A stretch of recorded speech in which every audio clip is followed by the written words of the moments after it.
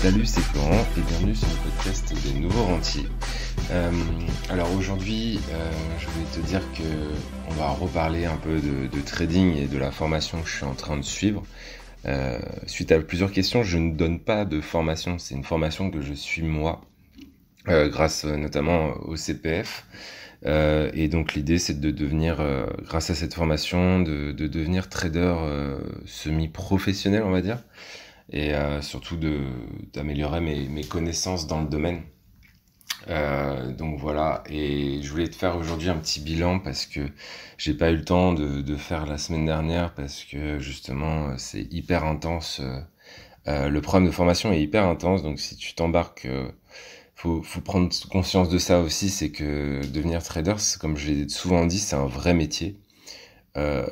Et donc si tu es dans cette démarche d'en faire ton métier, alors là oui, prends une vraie formation comme celle que je suis en train de passer et donne-toi les moyens de devenir un trader professionnel.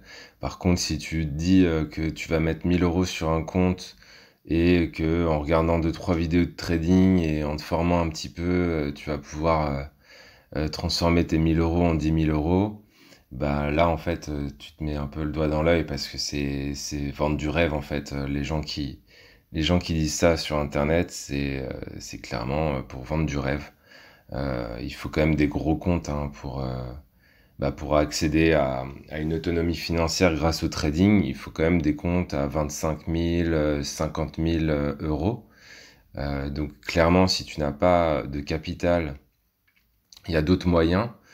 Par contre, si toi, tu apprends le trading en te disant je vais mettre 1 000 € de côté et puis je vais trader avec ces 1 000 € et puis ça va m'apporter richesse, bonheur, gloire et devenir millionnaire, et bah là, en fait, clairement, c'est pas le cas, quoi. Donc voilà, c'était juste pour te remettre ça un peu en tête.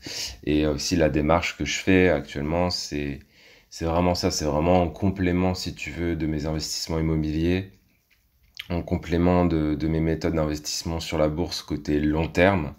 Je souhaite aussi activer cette case du trading court terme, mais dans des bonnes conditions. Donc voilà. Donc aujourd'hui, je voulais te faire un petit bilan de la première semaine, puisqu'on a attaqué la première semaine de formation, mais en live. C'est-à-dire que le formateur a fait des réunions Zoom auxquelles on se connecte et dans lesquelles on peut participer, échanger et donc apprendre la démarche pour devenir un bon trader. Et donc on a abordé des choses dans cette formation qui sont hyper importantes, qui sont des choses que j'avais jamais vues ailleurs, qui sont vraiment hyper pertinentes, hyper intéressantes. Du coup, voilà, je vais te faire une petite synthèse de ce que j'ai appris. Alors bien sûr, je peux pas rentrer trop dans le détail. D'une part parce que j'ai payé pour cette formation et d'autre part parce que le podcast durerait 3 heures. Parce que là, on est à 7 jours de formation. Donc si tu comptes 6 heures ou 7 heures de formation par jour, voilà, ça fait un paquet d'heures. Donc tu comprends bien que je peux pas résumer ça en 10 minutes. Mais il y a des choses importantes sur lesquelles je voulais revenir qui m'ont marqué. Donc le premier truc, c'est vraiment maîtriser ses pertes. J'en ai déjà parlé, mais voilà, c'est te dire, voilà, quand je trade, aujourd'hui, j'ai le droit de perdre temps. Et si tu as perdu du temps, bah, t'arrêtes de trader, tout simplement. Ensuite, bah, c'est de pas être le profil risqué casino.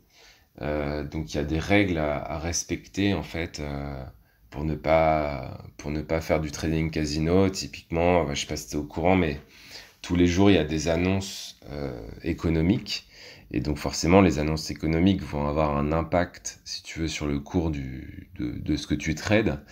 Et donc, bah, ça va être par exemple de pas trader pendant les annonces parce que du coup, ça apporte beaucoup, beaucoup de volatilité, beaucoup de variations de cours. Et si tu es en train de trader à ce moment-là, ça peut clairement te faire des grosses pertes donc, ou des gros gains hein, potentiels. Mais si tu veux avoir un profil pas trop risqué, il vaut mieux pas trader pendant ces annonces. Et enfin, une des règles vraiment importantes, ça serait de trouver l'équilibre. De pas être le trader avec de l'adrénaline, tu vois, qui joue tout sur un trade ne pas trader la boule au ventre, ne pas forcément chercher les gros trades qui vont faire x10 sur ton compte. Il y a des méthodologies, il y a des risques qu'on est prêt à prendre et il faut pas s'emballer, faut vraiment trouver un équilibre et on apprend tout ça justement dans la formation. Le trading, c'est vraiment la fin, on va dire, d'un process. Et du coup, l'idée, c'est de respecter le process. Et une fois que tu prends le trade, en fait, tu le laisses tourner, tu t'occupes, tu fais autre chose, quoi. Et t'as toute une gestion comme ça du trade qui est importante et qui, justement, enlève l'adrénaline sur ton trade. Donc voilà, si t'es un trader qui prend l'adrénaline aussi, il y a des choses à améliorer à ce niveau-là. Qu'est-ce qui m'a marqué d'autre? La tendance n'est pas mon ami. Ça, c'est quelque chose que tu as peut-être beaucoup entendu si tu regardes des vidéos sur la bourse, sur le trading. C'est que la tendance n'est pas forcément notre ami. Donc, ça va dépendre de plusieurs critères, mais c'est vraiment quelque chose qui m'a marqué parce on entend tout le temps ça. Et du coup, c'est hyper contre-intuitif et il y a des choses à valider au niveau des tendances pour vérifier justement si elle est notre amie ou pas. Donc voilà, ça c'était vraiment une notion hyper importante. Ensuite, je sais pas si tu connais les notions de bougie de contrôle. Donc ça c'est vraiment quelque chose que j'ai appris dans la formation aussi qui est hyper intéressant et qui permet vraiment de prendre les bonnes décisions au bon moment. Donc voilà, tu peux taper bougie de contrôle peut-être sur internet, je sais pas si tu trouveras des infos dessus. Mais en tout cas, moi ça m'a marqué parce que je connaissais pas du tout. Et après, bah, il y a tout un process. Enfin voilà, je vais pas revenir dans le détail de tout ça parce que c'est des heures et des heures de formation. Mais ce que je retiens, c'est qu'il y a énormément de formation, même pour quelqu'un comme moi, si tu veux, qui a des notions en bourse, qui essaie de trader depuis des années. Il y a vraiment beaucoup de choses à intégrer. Et du coup, ça fait un contenu qui est vraiment dense. Donc il faut s'accrocher. Il faut s'accrocher. Et après, bah, les parties cool de la formation, c'est que le formateur, il a un Discord. Je sais pas si tu connais Discord, mais c'est une sorte de réseau social, on va dire. Et en fait, tous les membres de la formation sont dessus. Donc, on peut rentrer dans des salons où on discute entre nous. On partage les trades qu'on a fait. On revient dessus. On est corrigé sur nos trades. Ça, c'est hyper bénéfique parce que, en gros, l'erreur, tu l'as fait une ou deux fois. Mais voilà, c'est à force de te faire corriger sur tes erreurs, en fait, bah t'en fais moins, forcément, tu vois. Et du coup, ça, je pense que ça va vraiment jouer dans la capacité des gens à devenir des bons traders, parce qu'ils vont être corrigés. Après, il faut faire le taf, quoi. Il faut trader tous les jours, il faut faire ses analyses, il faut faire ses trades, il faut faire ce travail administratif de prendre en photo les trades que tu as fait, de faire un bilan sur ta journée de trading, d'essayer de comprendre pourquoi ça a marché, pourquoi ça a pas marché. Enfin, voilà, tu comprends bien que c'est un vrai métier en fait. C'est un vrai métier. Et ça rejoint ce que je disais au début, c'est ne pas prendre ça à la légère. Quand tu t'embarques dans le trading, en fait, c'est vraiment quelque chose de... C'est un métier. Voilà. Donc sache-le si tu es intéressé par le trading. Je l'ai dit plusieurs fois déjà dans ce podcast, mais le trading, c'est un métier. Devenir trader, c'est un métier. Contrairement à ce que je fais en termes d'investissement long terme, où là, clairement, c'est pas un métier, justement. On va juste gérer nos comptes, et là, ça prend 5 à 10 minutes par mois. Donc, on n'est pas du tout sur la même approche. Mais je pense que activer l'immobilier, activer la bourse long terme, c'est important. Et le trading, c'est vraiment réservé si tu veux en faire un métier à part entière. Donc voilà, ne mélange pas investissement bourse long terme et trading.